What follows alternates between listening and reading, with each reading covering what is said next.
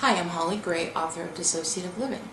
I want to illustrate for you an example of dissociative memory and of how easy it is to overlook the most obvious answers to questions of traumatic history. I'm afraid of police officers. It's gotten a lot better in recent years, but it used to be that just spotting a police cruiser on the highway flooded my body with adrenaline, I guess. It was instantaneous and acutely physically painful. If I met an officer in person, I'd shake uncontrollably or dissociate completely. So here I had this fear of police officers, and I'm thinking, why?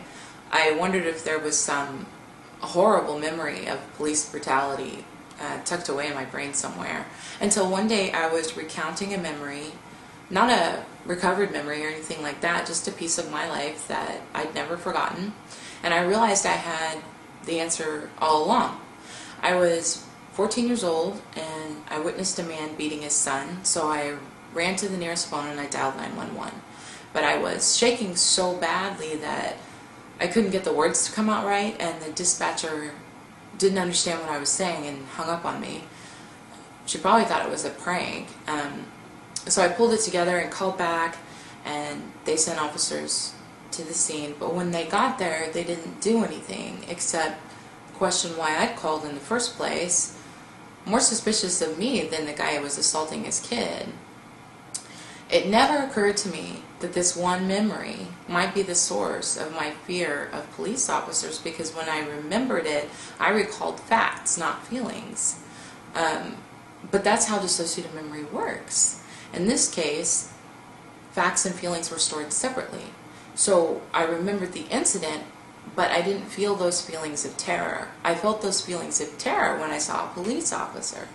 When I finally understood the mechanics of that, I realized there's not some horrible dissociated memory tucked away in my brain. What I already remembered was enough to account for the fear of police officers that I experience today. My point in telling you all of this is, if you're struggling to understand why you have dissociative identity disorder, trying to figure out what happened to cause it, just like I wondered what caused my fear of police officers, my guess is you already know. You don't have to dig. It's right there in front of you. It's just that it's dissociative memory, and so it might not match the feelings that you have today.